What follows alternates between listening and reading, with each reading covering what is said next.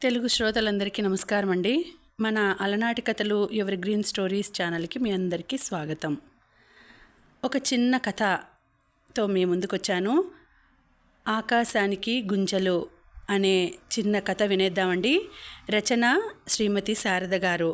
ఇక ఆలస్యం చేయకుండా మనం కథలోకి వెళ్ళిపోదాం. వీడియో చూసిన వెంటనే లైక్ చేసి షేర్ చేసి తప్పకుండా సబ్స్క్రైబ్ చేసుకోండి. మన ఛానల్ని బెల్ ఐకాన్ యాక్టివేట్ చేసుకోండి.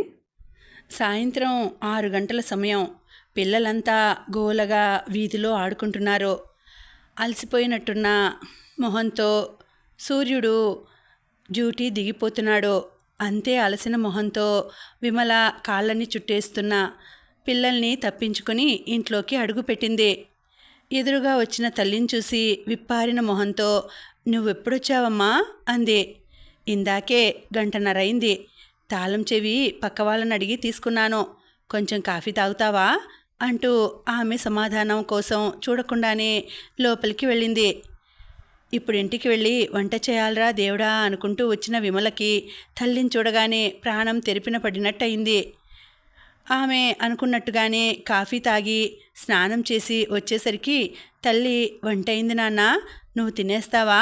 పొద్దున్న ఎప్పుడనగా తిన్నావో ఏమో, మొహం అంతా పీక్కుపోయింది చూడు" అంది. పిల్లల్ని కూడా పిలిచి అందరం తినేద్దాం. భోజనాలయ్యాక తల్లి పక్కనే పడుకుని కళ్ళు మూసుకుంది విమల.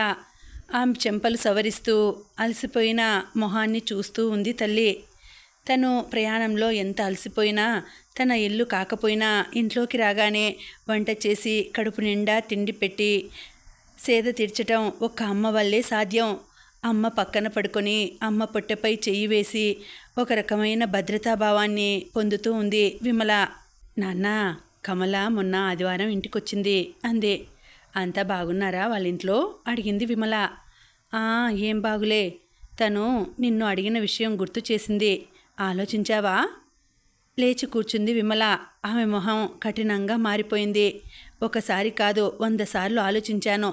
నా నిర్ణయంలో మార్పు లేదు. నేను స్వాతిని పెంపకానికి ఇవ్వను.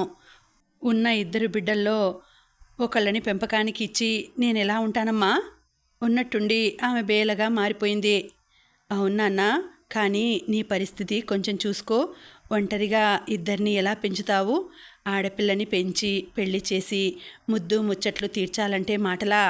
స్వాతిని కమలకి పెంపకానికి ఇచ్చావంటే చిన్నవాడు కిరణ్ని పెంచటం ఏమంత కష్టం కాదు. కమల నీకు పరాయిదా? నీ చెల్లెలే కదా. అందుకే అది ఆడపిల్లని పెంచుకుంటే అక్కకి ఒక సమస్య తీరుతుంది, తనకి బిడ్డల్లేని లోటు తీరుతుందని నిన్ను బ్రతిమాలుతోంది." "అవునమ్మా, కానీ నేను స్వాతిని విడిచి ఒక్క క్షణం కూడా ఉండలేను. ఇంకెప్పుడు ఈ ప్రసక్తి తేవద్దు." చిరాగ్గా లేచి వెళ్ళిపోయింది విమల. 1 సంవత్సరంలో తన జీవితం ఎంత మారిపోయింది. హాయిగా అందరిలాగే ఏ చీకు చింత లేని జీవితం.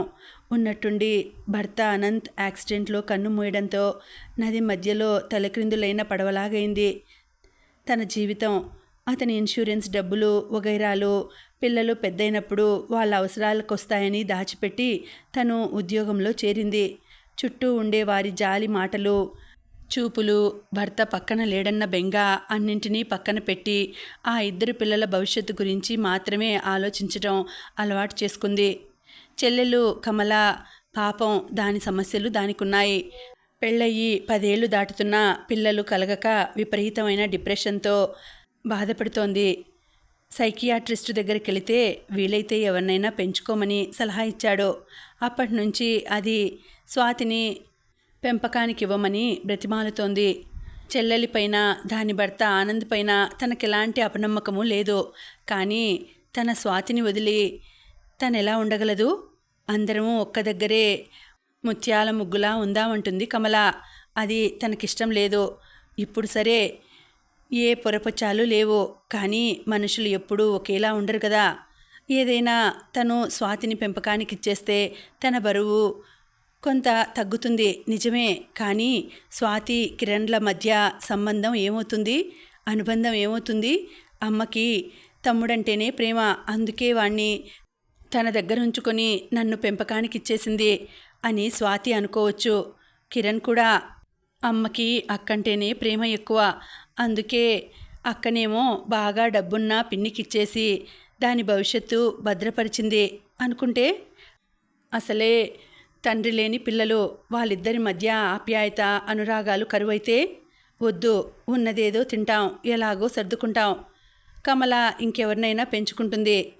తన మొండి వైఖరి చెల్లెల్ని ఎంతో బాధ పెడుతుందని తెలుసు, కానీ తప్పదు.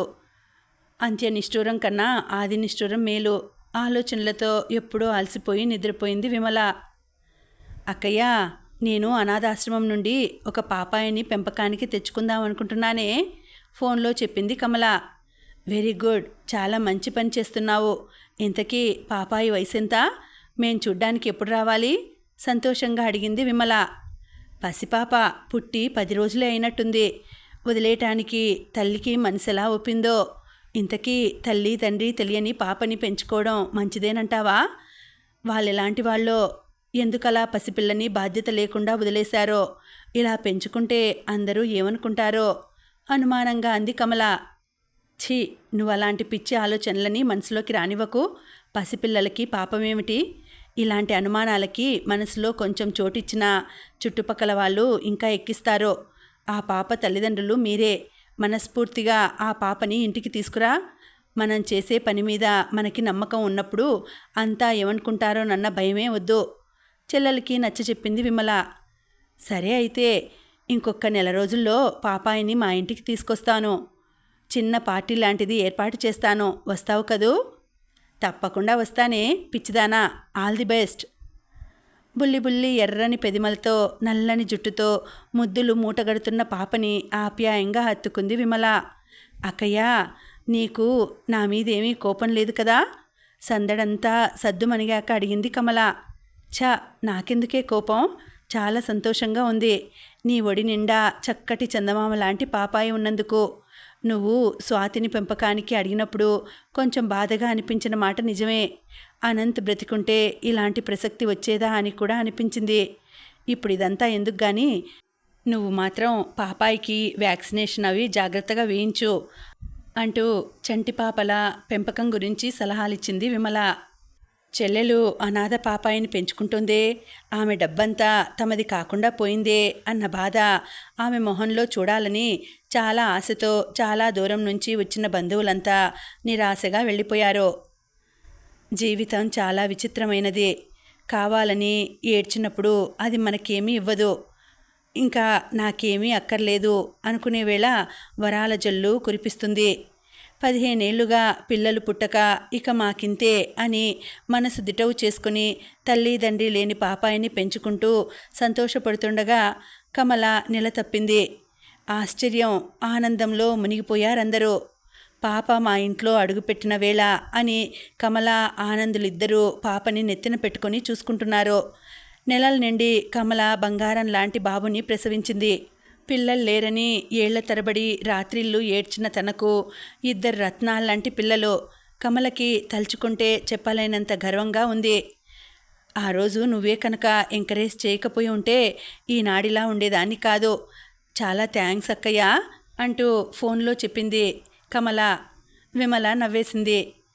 దేవుడు తమకి ఇచ్చిన 2 బిడ్డల్ని కళ్ళల్లో పెట్టుకొని చూసుకుంటున్నారు కమల, ఆనందులిద్దరూ. వదినా, కమలకి చాలా సీరియస్గా ఉంది, మీరు వెంటనే రండి ఏడుపు గొంతుతో అంటున్నాడు ఆనంద్. మొన్ననే ఫోన్లో మాట్లాడానే, ఇంతలో ఏమైందో గాబరాగా అనుకుంటూ బయలుదేరింది విమల. 4 రోజుల్లో పిల్లలిద్దరినీ గుండెకి హత్తుకొని ఎవరి సహాయమూ అక్కర్లేని ప్రపంచానికి వెళ్ళిపోయింది కమల. అమ్మా అంటూ ఏడుస్తున్న పిల్లల్ని, భార్యని తలుచుకొని తల్లడిల్లిపోతున్న ఆనందిని సముదాయించలేకపోతోంది విమల. అర్ధరాత్రి ఎవరో వెక్కి వెక్కి ఏడుస్తున్న చప్పుడు. బాల్కనీలోకొచ్చి చూసింది విమల. 7 ఏళ్ల పాప మోకాళ్ళలో తల దాచుకొని ఏడుస్తోంది. తల్లడిల్లిపోయింది విమల. ఎందుకమ్మా పాప ఏడుస్తున్నావు? నువ్వేడిస్తే తమ్ముడు ఇంకా భయపడిపోడు. మెల్లగా పాపని ఓదార్చసాగింది.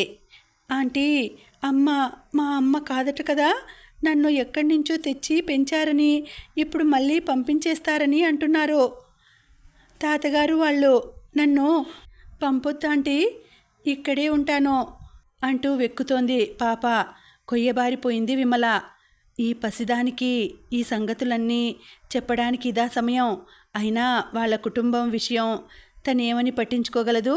మరునాడే పిల్లల భవిష్యత్తు చర్చకి పెట్టారు ఆనంద్ తల్లిదండ్రులు, అన్నదమ్ములు. ఇందులో పెద్ద ఆలోచించడానికి ఏమీ లేదు. ఆ పాపని మళ్ళీ ఏదో అనాథాశ్రమంలో చేర్పిద్దాం. పిల్లాన్ని మేమెవరమైనా పెంచుతాం నిర్మోహమాటంగా చెప్పారు ఆనంద్ నాన్నగారు. భార్యతో పాటే తనలో ఉండే ధైర్యమంతా ఎగిరిపోయినట్టు ఖిన్న వదనంతో కూర్చున్నాడు ఆనంద్. మీరలాగంటే ఎలా మామయ్య గారు? ఎంతో ప్రేమతో వాళ్ళ పాపని పెంపకానికి తెచ్చుకున్నారు. ఇప్పుడు మళ్ళీ వదిలేస్తామనటం న్యాయమేనా? ఆ పసి వయసు ఎంత బాధపడుతుందో ఊహించండి, జంకుగా అంది విమల. నువ్వు చెప్పేది నిజమే అయినా మా పరిస్థితి కూడా ఏమీ బాగాలేదమ్మా విమల. మా ఇద్దరికీ ఆరోగ్యాలు చెడిపోయాయి. వాడా ఒక్కడే పిల్లని పెంచలేడు. మళ్ళీ పెళ్లి చేసుకున్న వచ్చే అమ్మాయి వీళ్ళని ఎలా చూస్తుందో చెప్పలేం. మీ అమ్మకి వయసైపోయింది. మీకు ఇంకెవరూ తోబుట్టువులు లేరు. ఇప్పుడు మరి వీళ్ళనెవరు చూస్తారు చెప్పు? పిల్లవాడంటే మా వంశానికి వారసుడు. వాణ్ణి మేమో లేకపోతే మా పిల్లలో పెంచుతారు.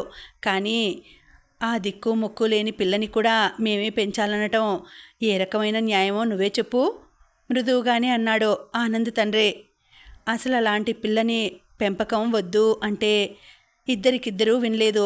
నువ్వేమో నీ బిడ్డ నొదలనంటివి నిష్ఠూరంగా అంది ఆనంద్ తల్లి. ఇప్పుడు పాత విషయాలెందుకులే తోడటం అని ఆమెను మందలించాడు పెద్దాయన. వాళ్ళ మాటలు వాదన సరిగ్గానే ఉన్నా ఏదో దిగులేసింది విమలకి. నిజమే, మగపిల్లవాడు, వాణ్ణి పెంచుకోవడానికి ఎవరికి పెద్ద అభ్యంతరం ఉండదు. తల్లి కూడా అక్కర్లేదని అవతలికి పారేసిన ఆడపిల్ల దాన్నెవరు చూస్తారు? ఆ బాధ్యత ఎవరు నెత్తికెత్తుకుంటారు? ఆమెకి రాత్రంతా నిద్రపట్టలేదు. అందరూ కలిసి తన భవిష్యత్తు గురించి ఏం తీర్పు చెప్తారోనని గడగడా వణుకుతూ తలుపు చాటున నక్కిన పాప మొహమే గుర్తొస్తోంది. ఒకేసారి ఎంత జ్ఞానం! పాపం దానికి. చచ్చిపోయింది తన పెంపుడు తల్లని, తనొక అనాథనని తెలిసి ఆ పసి మనసు ఎన్ని ప్రశ్నలు వేసుకుంటోందో ఆమెకి జాలేసింది. బస్సు పరిగెడుతోంది. స్వాతి కిరణ్ల పక్కనే కూర్చొని నిశ్చింతగా నిద్రపోతోంది పాప. కళ్ళు మూసుకొని ఆలోచిస్తోంది విమల. తల్లి హెచ్చరికగా అన్న మాటలే మళ్ళీ మళ్ళీ గుర్తొస్తున్నాయి.